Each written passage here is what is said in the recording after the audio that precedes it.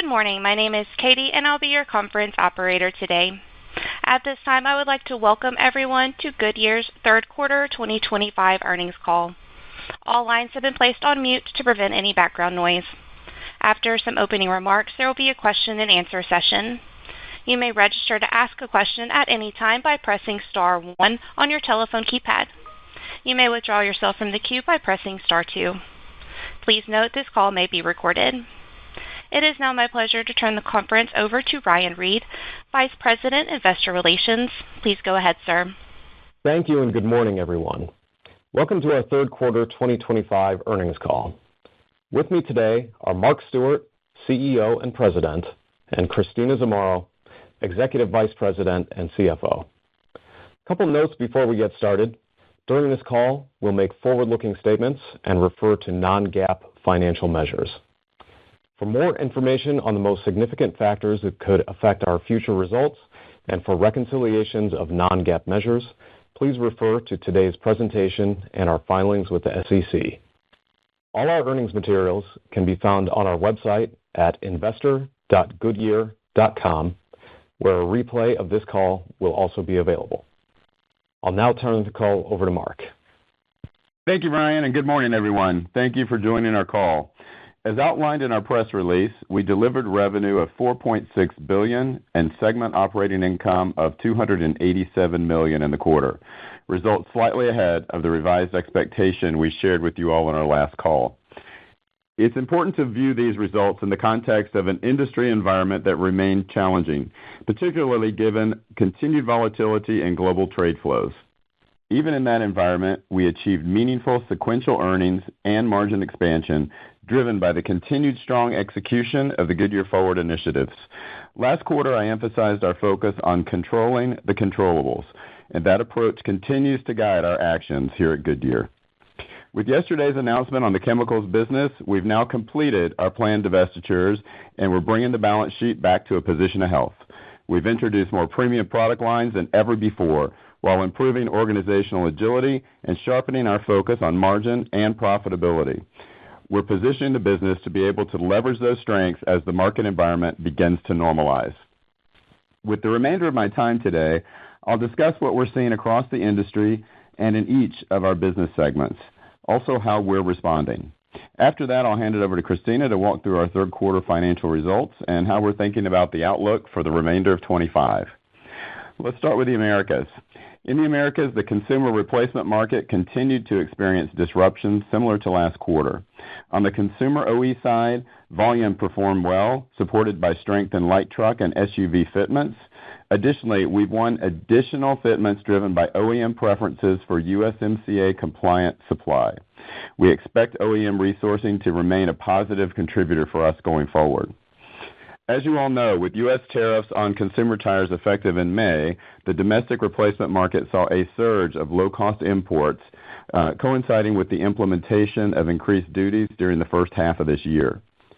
In the third quarter, U.S. non-USTMA member imports were up an estimated 2%, which is actually a positive development compared to the significant growth we saw in the first half of this year. More recently, we're hearing that the low-end imports may have slowed further, though it may take more time to confirm that trend given the current government shutdown, which impacts the reporting of the imports. As we look at the drivers for the industry at a macro level, U.S. vehicle miles traveled are trending up about 1 percentage point year to date, while industry sellout is roughly flat, suggesting consumers are extending the replacement cycle. Meanwhile, dealer and distributor channel inventories remain elevated with pre-buy, and we expect the consumer replacement environment to stay challenging in the near term. Our focus in that environment has been on introducing new high-margin product lines, the 18 and above rim size, and targeted product line extensions to drive our earnings in the coming year. In October, we've revitalized our all-terrain product portfolio with the launch of 3 new product lines that were designed for SUV, light truck, and off-road applications. The new lineup includes the Goodyear Wrangler Outbound AT, Goodyear Wrangler Workhorse AT2, and the Goodyear Wrangler Electric Drive AT. We've also revitalized our famous Goodyear Eagle F1 lines with our new all-season tire for the high-performance segment as well. Our products are absolutely second to none, and the consumer feedback during launch events has been exceptionally strong. We're also better aligning distribution and retailer partnerships to ensure priority availability and service for our most profitable products. In our company-owned retail stores, we are upgrading the store and the customer experience through multiple enhancements, including the addition of more products, more financing options, and a complete refresh of the environment in select locations around the country. As I've mentioned previously, we've been able to achieve meaningful earnings growth in our retail business over the past year through increasing same-store service revenues and through the addition of new last-mile mega fleet business. With this proven success in our existing footprint, we plan to open a slate of new brick-and-mortar storefronts in the coming quarters. Strengthening our retail footprint will help our retail business be even more of a differentiator for us in the future. Conditions in the Americas truck business were similar to the second quarter. Heavy truck builds in the U.S. declined over 30% as OEMs adjusted production amid reduced end-market demand driven by the uncertainty over EPA emissions mandates. In the replacement, imports remained elevated during the third quarter as the commercial tire IEEPA tariffs were implemented in August. As we finish the year, we expect fourth quarter industry conditions in the U.S. to broadly reflect the same dynamics as the third quarter, with elevated channel inventories and potential for some incremental reductions in OE volume given multiple OEM customer supply chain challenges. We continue to expect momentum to return as we work through some of the transitory headwinds we're seeing today. Let's turn to EMEA. Similar to the U.S. dynamics, EMEA's consumer replacement industry was driven by a pre-buy of imports ahead of the tariffs expected early next year. While domestic manufacturers lagged the industry, we reached an important milestone for our EMEA business. We returned the business to profitability following a weak first half. This improvement was driven by 20% growth in our consumer OE volume, representing more than 3 points of market share gain. At the same time, OE profit per tire in EMEA is increasing, so we are making the right choices with our OE partners as well. Our OE portfolio is a testament to our industry-leading tech as well as our product performance. We also completed 2 major factory restructuring actions in the region during the quarter, which strengthens the foundation for continued operational performance in EMEA. Looking ahead, our winter order book and channel inventories are healthy, and we are optimistic as we think about EMEA's earnings potential in the fourth quarter. Turning to Asia Pacific, execution and SOI margin remain strong. Over the course of this year, we've exited less profitable SKUs and continue to increase our mix of high-margin product lines in the region.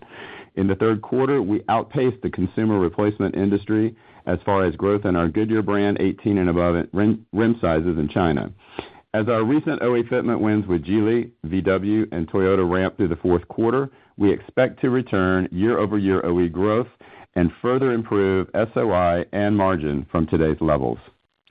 Before closing, I'd like to add that even with the uneven market backdrop, our steady and consistent execution of our Goodyear Forward plan has been even more important for us to position the business for near-term stability as well as long-term success. I'd like, again, to acknowledge the efforts and the results of all of our associates around the world and thank them for what's been accomplished thus far.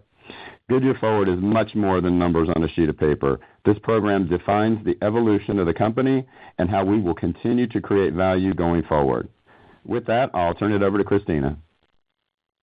Thank you, Mark, and good morning, everyone. Our third quarter results show lower costs with the benefit of Goodyear Forward and a significant reduction in debt. We are well positioned for growth as the broader economy strengthens in 2026, pre-buy channel inventory tied to tariffs is depleted, and the implementation of tariffs in the U.S. and potentially in Europe begins to reshape market dynamics in our favor. Turning to the financial results on slide 9, third quarter sales were $4.6 billion, down 3.7% from last year, given lower volume and the sale of OTR, partly offset by price mix improvements. Unit volume declined 6%, reflecting lower consumer replacement volume. Segment operating income was $287 million, decreasing from last year, but reflecting an increase of $128 million compared to the second quarter. Goodyear net loss of $2.2 billion was driven by non-cash, non-recurring items, including a deferred tax valuation allowance and a goodwill impairment in the Americas. The valuation allowance against our tax assets does not limit our ability to utilize them in the future. After adjusting for significant items, our earnings per share were 28 cents compared to 36 cents last year. Turning to the segment operating income walk on slide 10. The sale of the off-the-road business reduced earnings by $10 million. After this change in scope, our segment operating income declined $49 million versus last year. Lower tire unit volume and factory utilization were a headwind of $90 million, and price mix was a benefit of $100 million, driven by our recent pricing actions and RMI contracts. Raw materials were a headwind of $81 million. Goodyear Forward contributed $185 million of benefit during the quarter. Inflation and other costs were a headwind of $137 million. Other costs include approximately $40 million of tariffs, $25 million of manufacturing inefficiencies related to factory closures and lower production, and $20 million of increased transportation and warehousing costs. The non-recurrence of insurance proceeds received last year was $17 million, and other SOI was a headwind of $16 million. Turning to the cash flow and balance sheet on slide 11. Cash flow from operating activities was about flat for the quarter. Including third quarter CapEx, free cash flow was a use of $181 million. As I mentioned last quarter, our year-to-date free cash flow includes a portion of the proceeds from asset sales, reflecting the value of long-term supply agreements and a prepaid for Dunlop inventory that will transfer at the end of the year. The remaining amount will be amortized into SOI over roughly 6 years. We expect our year-end benefit in operating cash flow related to the various supply, licensing, and transition agreements to be approximately $370 million, inclusive of the chemical sale.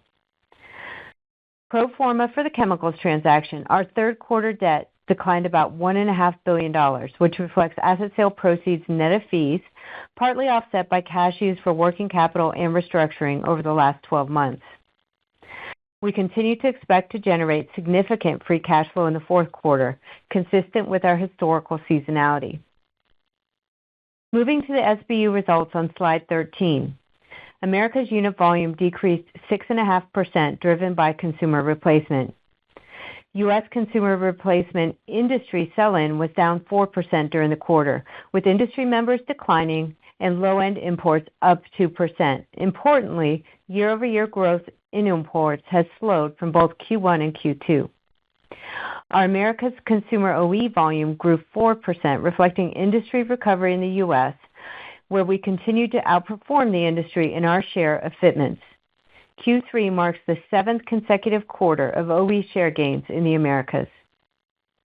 America's commercial OE volume declined 33% as OEMs decreased production given continued weakness in freight market conditions and uncertainty surrounding the implementation of 2027 EPA mandates. The U.S. commercial replacement industry saw non-member import growth of 64% during the quarter, just ahead of August effective date for IEEPA tariff implementation. America's segment operating income was $206 million, a decrease of $45 million compared to last year, driven by lower volume and partly offset by Goodyear Forward benefits. Turning to slide 14, EMEA's third quarter unit volume decreased 2%, driven by declines in replacement volume given pre-buy of low-end imports in the EU. We expect the EU to make its final tariff determination early next year. As a reminder, proposed tariff rates are 41 to 104%, and we expect that the tariffs may be applied retroactively through the end of October. During the third quarter, we announced the relaunch of the Cooper brand in EMEA to fulfill customer demand following the sale of Dunlop. The availability of the Cooper brand across our regional network will ensure our portfolio provides a comprehensive and competitive offering. EMEA's consumer OE continued to be a bright spot where volumes grew 20%, reflecting continued OE share gains. Like in the Americas, this is the 7th consecutive quarter of OE share gains in EMEA. Segment operating income was $30 million for the region, up $7 million, driven by price mix benefits. Turning to Asia Pacific on slide 15, third quarter unit volume decreased 9%, driven by consumer OE and replacement volume. Lower consumer replacement volume was driven by actions we've taken to reduce low-margin business and realign our distribution and retail strategy in the region. OE volume was lower given our customer mix, with aggressive new car promotions in China, mostly supporting opening price point vehicles. Segment operating income was $51 million and over 10% of sales. As Mark mentioned earlier, for Asia Pacific, we expect to return to volume growth during the fourth quarter, driven by the ramp-up of new fitments and higher replacement volume. Turning to our fourth quarter outlook on slide 17, we expect a meaningful sequential increase in SOI in the fourth quarter, with all regions contributing to the step-up in earnings. And on a year-over-year basis, we expect Q4 SOI growth in the mid-single-digit range, excluding the impact of this year's divestitures. In consumer, we expect replacement volume to be impacted by high channel inventories in the U.S. and EU. Consumer OE volume growth is expected to be consistent with the third quarter. Our expectation for commercial truck volume is extremely modest, given ongoing industry challenges. Overall, we expect global volume to be down about 4%.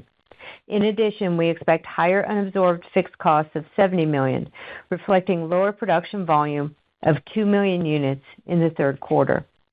In addition, with the industry volatility we've experienced this year, we expect our fourth quarter production to be as much as 4 million units lower than last year. Fourth quarter price mix is expected to be a benefit of approximately $135 million, driven by pricing actions taken earlier in 2025. Raw material costs will be a slight benefit given current spot rates, and Goodyear Forward will drive benefits of approximately $180 million during the quarter. Inflation, tariff, and other costs are expected to be a headwind of approximately $190 million in the quarter, reflecting higher costs given U.S. tariff impacts and a global inflation rate of about 3%. This amount includes tariff costs of approximately $80 million and above-average increases in freight rates and increased manufacturing inefficiencies related to lower production. Based on rates in effect today, our annualized tariff costs are expected to be approximately $300 million, which is $50 million lower than we cited last quarter, as Canada eliminated tariffs on imports coming in from the U.S. effective September 1st. We continue to expect proceeds from business interruption insurance related to our fire at our factory in Poland in late 2023. This benefit should mostly offset the non-recurrence of $52 million of insurance proceeds received last year. And finally, the sales of OTR and chemical will be a headwind of approximately $30 million in the fourth quarter. Turning to slide 18, our other financial assumptions include some puts and takes, including an update to our assumption for 2025 working capital, given second-half volume, and an increase in restructuring, given a new Q4 program. With all of the work we've done to improve the balance sheet this year, we are focused on driving strong free cash flow through the end of the fourth quarter. Finally, as a reminder, the $2.2 billion in proceeds from asset sales will be reduced by fees and taxes. We previously guided total transaction fees, including indirect fees related to carve-out administration, as well as taxes at approximately $200 million, the majority of which will be paid this year. These costs will be included in operating cash flow. So as you think about how to account for asset sales in your modeling on our cash flow statement, we expect cash flow from investing activities to reflect proceeds of approximately $1.9 billion, and cash flow from operating activities to reflect $370 million of proceeds that will be amortized into SOI over roughly 6 years, offset by up to $200 million in fees. With that, we'll open the line for your questions. Thank you. If you would like to ask a question, please press star 1 on your keypad. To leave the queue at any time, please press star 2. Once again, that is star 1 to ask a question. We will pause for just a moment to allow everyone the chance to queue. Thank you. Our first question will come from Itay Michaeli with TD Cowen. Your line is now open. Thank you. Good morning, everybody.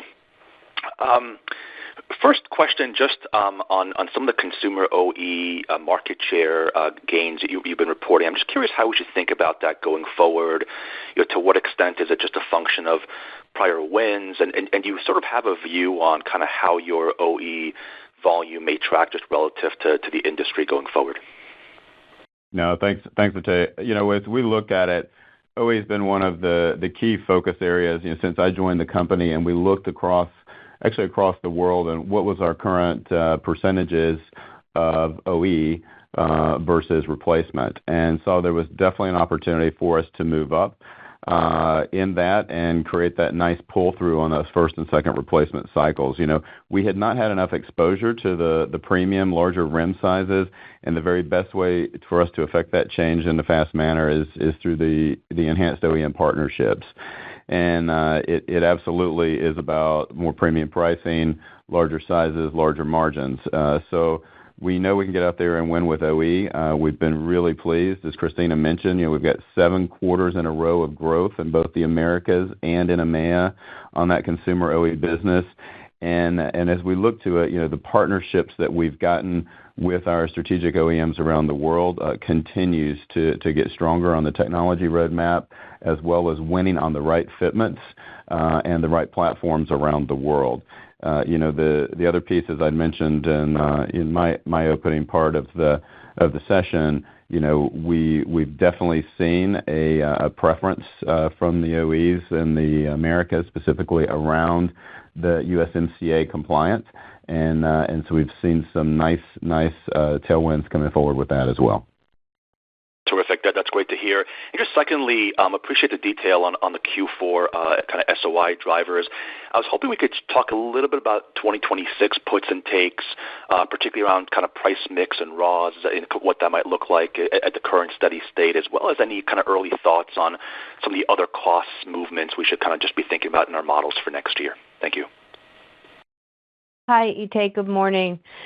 So we'll be able to be a lot more specific on 2026 on our conference call in February, but we do know a handful of factors based on our Goodyear Forward programs and, as you mentioned, based on where current rates are today. So as we think about SOI, I'd say Goodyear Forward carryover cost benefits should be at least $250 million. Of course, we're looking at all levers to pull ahead cost reduction.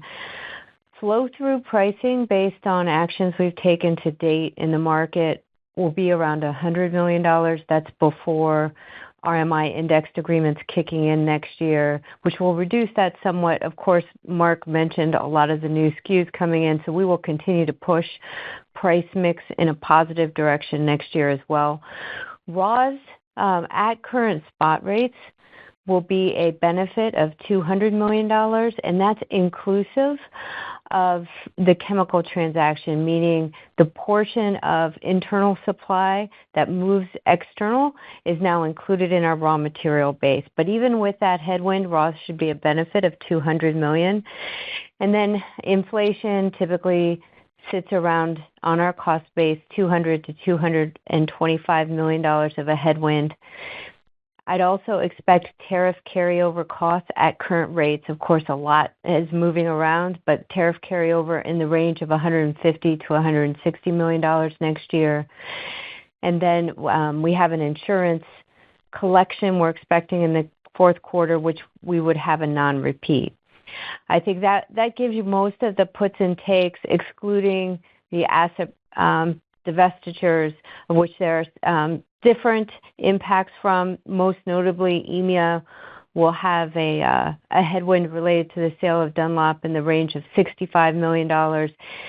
The reduction in our earnings related to chemical is going to be about $35 million, plus some stranded overhead of about $15 million. Now, all of that will be partly offset by amortization of that $370 million that we talked about earlier in the prepared remarks. That should be a benefit of about $60 million next year. So a lot of puts and takes, a lot of reasons to believe that we have some tailwinds that we'll be able to capitalize on in 2026. Terrific. Appreciate all that detail. Thank you. Mm-hmm. Thank you. Our next question will come from James Mulholland with Deutsche Bank. Your line is open. Great. Thanks for taking my questions, guys. I was wondering if you could give us an update on the commercial vehicle environment and whether you've seen any kind of improvement or stabilization. In the deck, you mentioned that U.S. commercial replacement was up, but it was driven pretty much entirely by low-cost imports. So I guess the question is a similar dynamic playing out there as in light vehicle for the last few years, where low-cost imports are coming in, they're taking significant share, and would I guess you expect that to eventually put margins on commercial vehicle, which has traditionally been very strong? Yeah, maybe I can start, and then we'll turn it to Christina. When we think about the commercial PVU, you're right. There has been some trade down, particularly with smaller fleets or the onesie twosie types of ownership, if you will. Our overarching fleet business, though, remains very strong, right? In the subscription market that we have, as well as our rollout of the tires as a service that is a little bit ahead of schedule when it comes to Europe and has just come into the U.S. market. But we think about, in 24 overall unit sales, about 11 million units, including OE and replacement in that commercial market. We continue to focus on premium fleet customers that really drive that pull-through through the OEs. But we have seen as well through the marketplace, the typical pre-buy we would see on the emission changes on engines on the commercial truck world has been very low, right? And it's with the questions around the emissions and what is really happening with that. So a lot of the large fleets, most of the large fleets have opted to extend the life of their current, and some of the feedback we've gotten from customers that the cost of ownership for them at this moment is to hang on to those trucks that they have for an extra period of time, which in terms of our subscription modeling actually is okay for us for that side, right? But when we look at it, over the last several years, peak margins were kind of high single digits during a 13.5 to 14 million unit volume. And just given the current freight environment and this regulatory uncertainty I mentioned, it's been definitely a challenging marketplace for the entire industry globally, probably unprecedented, actually. Got it. Okay. So I guess my second question is, I was wondering if we could just double click, I guess, on the broader channel dynamics and what you're seeing. A few months ago, we were sitting here, we were talking about the eventual low-cost inventory digestion following that massive inflow that we saw around tariff time. But it doesn't feel like that digestion is really materializing yet. I know Christina said we're probably going to see at least a little bit further before that starts to hit, but do we have any line of sight on when you think that might start to flow through, or is that really going to be something that could be here for quite a bit longer? Dave, thanks for the question. I would say, just given the fact that the U.S. industry was negative in the third quarter, sellout continues to trend more positively. We're beginning to see some of the channel inventory sell through. With the current data that we have, we'd say that the remaining excess in the channels would take at least through the end of the fourth quarter to sell through in consumer replacement. To your point a little earlier, in commercial, there's just been this continued glut of pre-buy in through the third quarter, and I think that'll take longer on into Q1 of 2026. I think that the commercial side of the business, as Mark was just mentioning, actually tends to see a significant portion of supply on a run rate basis coming from imports. And so over the longer term, I think, commercial trends will be healthier, but we'll need to work through the excess imports over the course of the next couple of quarters in commercial. Great. Thank you very much, guys.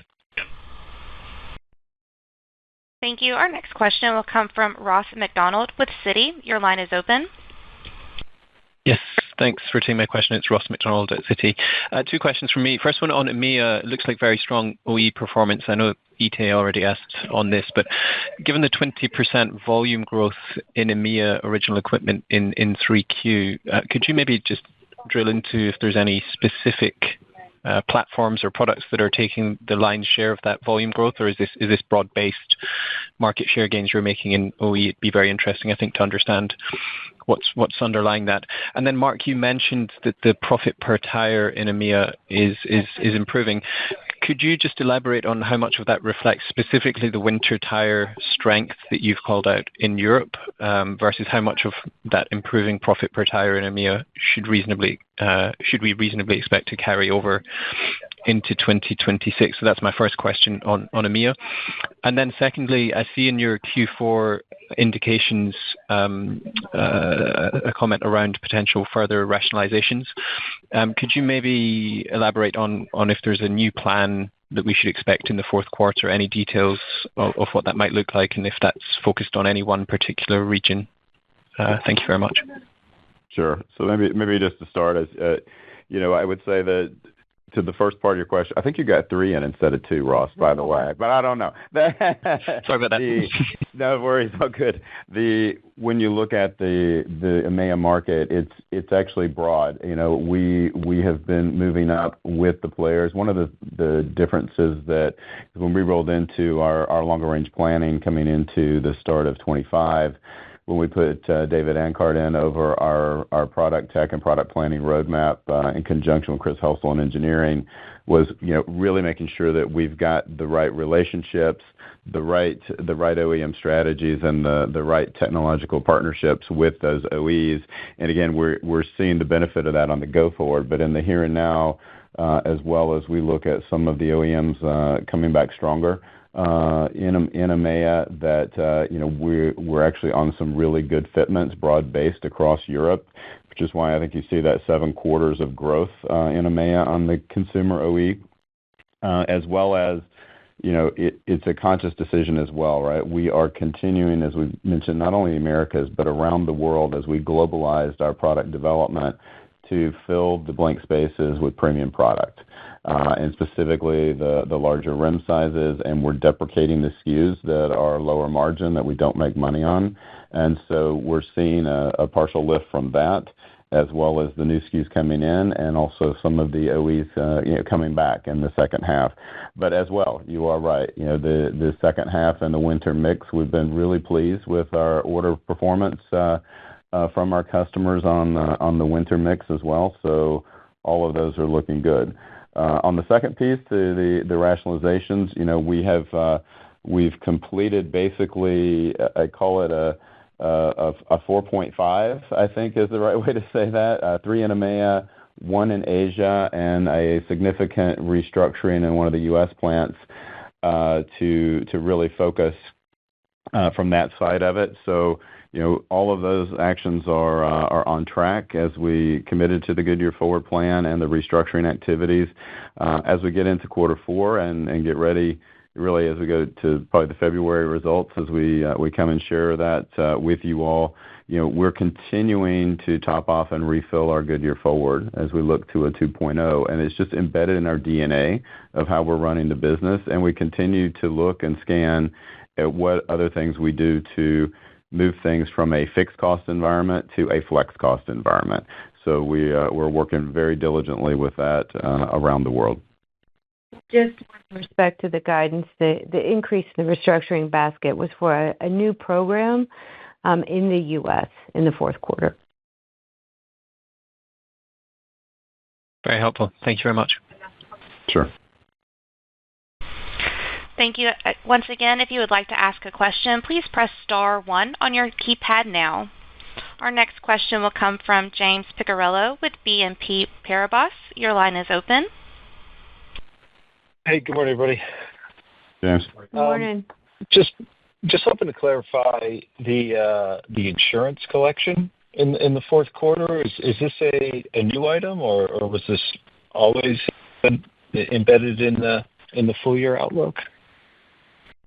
So, James, we first brought up the insurance recovery in the fourth quarter on our second quarter conference call. So it's not new. We didn't have line of sight to it at the beginning of the year, however.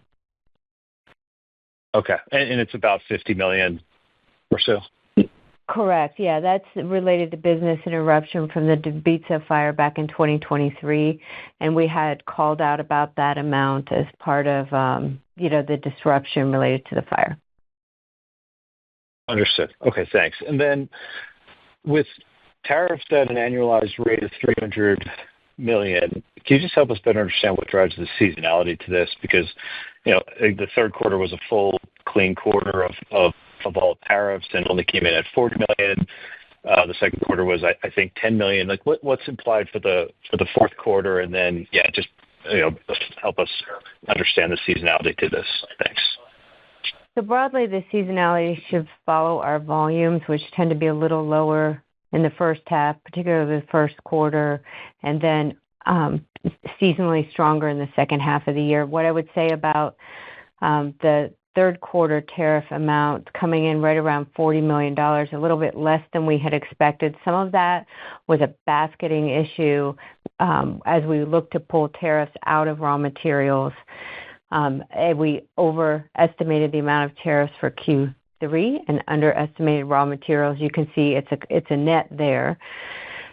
Also, because of days inventory, lower volume in Q2, lower volume in Q3, tariff costs a little pushed into Q4. So, James, what I would say right now, based on rates we see today, fourth quarter tariff costs should be about $80 million.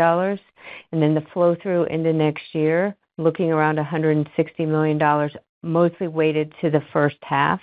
And so I'd say something on the order of $60 to $65 million each in Q1 and Q2. Got it. If I could squeeze in one more, and I appreciate it. Sure. In regards to the chemicals divestiture, I could see the guided $7 million of lost EBIT for the 2 months post sale. Can you just clarify what the expected annualized impact is for that chemical sale? Because it sounds as though there is an element of the divestiture, and that'll show up in a raw material headwind for next year. So, just hoping to clarify what those external versus internal buckets look like. Thanks. Yeah, no, that's right. So it's going to show in a couple of different baskets, part lost earnings in SOI, part increase in raw materials as we move to third-party sourcing. I think about this total impact of being something in the order of magnitude about $120 million all in. Just the earnings, the lost earnings, James, will be about $45 million of a headwind on an annualized basis. You can think about doubling that, and the other portion would then show up in raw materials, maybe with some additional margin for our new supplier.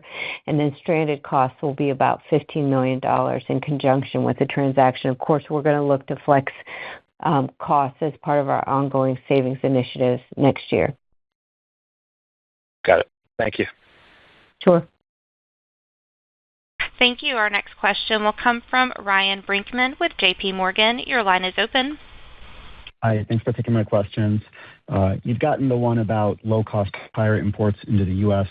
Maybe a similar one, but about Europe. What update can you provide there with regard to what you're seeing with regard to potential tariffs that could be implemented in that market? And then as well as what might be happening with regard to the pre-buy of those tires. Is it tracking any differently to what you saw in the U.S., given the potential, I think, for tariffs to maybe be made retroactive to the date of the opening of the anti-dumping investigation? Hi, good morning, Ryan. I would say what we're seeing in Europe feels a lot like the U.S., just on a quarter or two lag because the tariff announcement came a little bit later.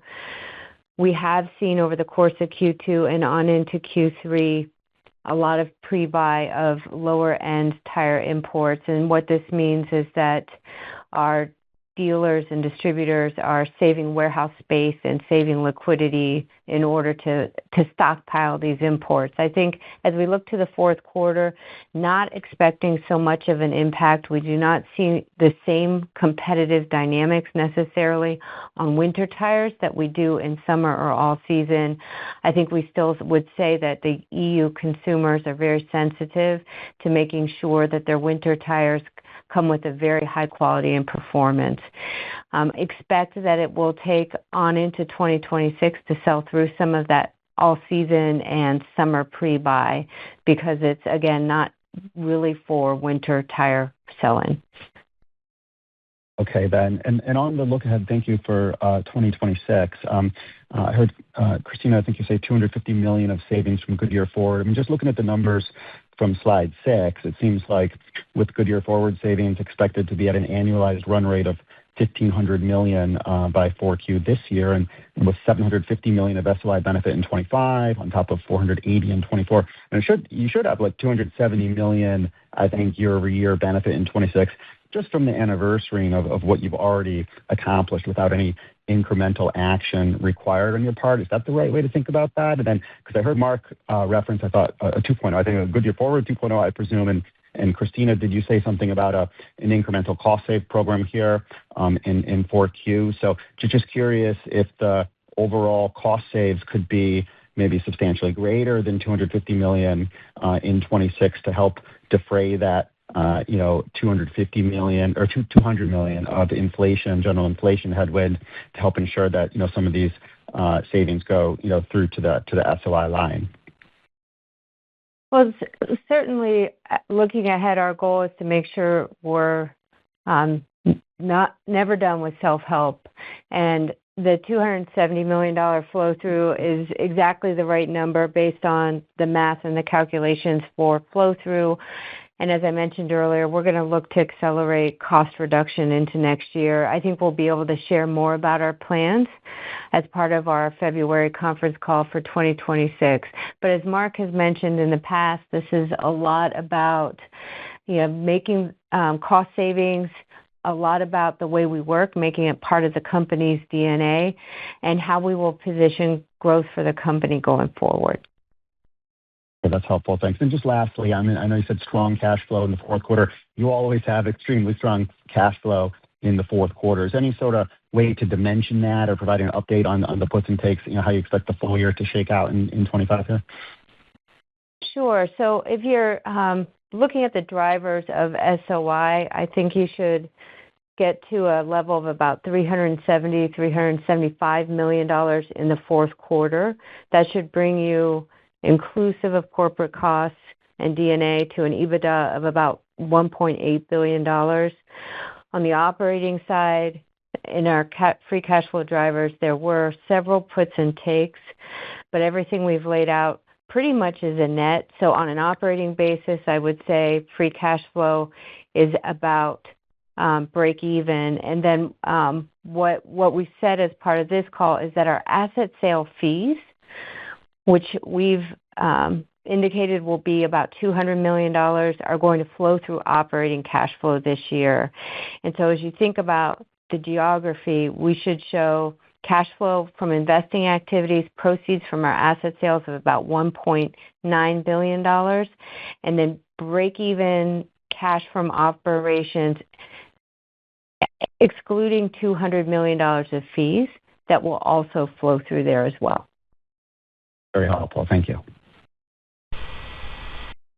Thank you. Our next question will come from Emmanuel Rosner with Wolfe Research. Your line is open. Great. Thank you so much. I was actually hoping to pick it up right here, which is you were very helpful with the early puts and takes of SOI into 2026. Just curious about how to think about the early puts and takes on the free cash flow compared to what you just described for 2025. It sounded like, at least on an SOI basis, the expectation of modest growth this year when I quickly added your puts and takes, but anything to think of in terms of the free cash flow items, and in particular, that portion of the asset sales that flows into the cash flow from operations this year, would it be missing next year? So, Emmanuel, on cash for 2026, we know that restructuring flow-through from Goodyear Forward should be about $200 to $250 million, so significantly less cash outlay than we saw in 2025. Also, interest expense will be a lot lower. Obviously, we've been doing a lot of hard work to get to the lower leverage, and we would expect then interest expense to fall in the range of $425 million. That's down about $100 million since the end of 2023 and since we first started Goodyear Forward. When I look at the amortization of the $370 million, I'd expect about $60 million beginning in 2026. Okay. And so I guess putting that all together compared to that break even on an operating basis that you're speaking about for 2025, directionally, where would that leave us for 26? So, Emmanuel, we'll be able to be a lot more specific as to our drivers of SOI, drivers of free cash flow on our February conference call. We have volumes down in the second, third quarter, also anticipating that in the fourth quarter, wanting to see some of this industry disruption work its way through the channels before we guide into next year. Okay, understood. And then one question on tariffs, please. So I appreciate all the color around the impact this year and sort of like the annualization into next year. Can you talk about, is there any room for mitigation efforts in terms of, either moving things around or just, sourcing it differently? Just a quick update, please, on any way to sort of like reduce that load on the go-forward basis. Yeah, so we're really working on it on all fronts on it. When you think about it, Emmanuel, first of all, we're super active in DC on a regular basis. Yeah, making sure that we've got our viewpoints and fact points in, and we've got really strong working relationships with the right folks in DC around that can help us on the right implementation of the tariffs and how to do that to have best foot forward for Goodyear and our strong U.S. footprint. On the EMEA side as well, I think our lobbying efforts there, also to the anti-dumping, I would call it, but really the tariff impact there. The teams have been working very hard with the EU on that and cooperating with that aspect. When it comes to the rest of your question, right, we absolutely, it's one of the reasons, we created and I did the move to get us set up under Don Metzler for global manufacturing so that we can constantly be polling and looking at best landed costs around the world.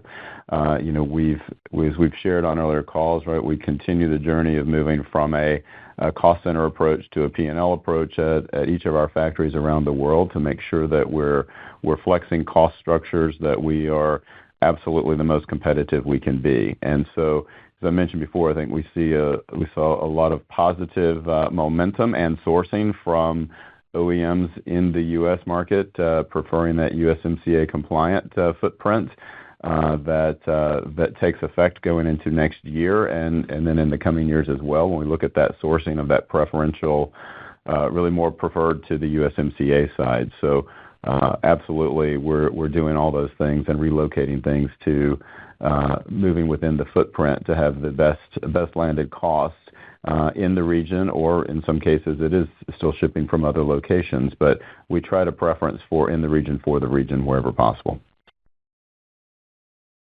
Great, thank you. Thank you. This concludes our question and answer session. I will now turn the meeting back to Mark Stewart for any final or closing remarks. Okay, thank you. And thank you all for joining the call today.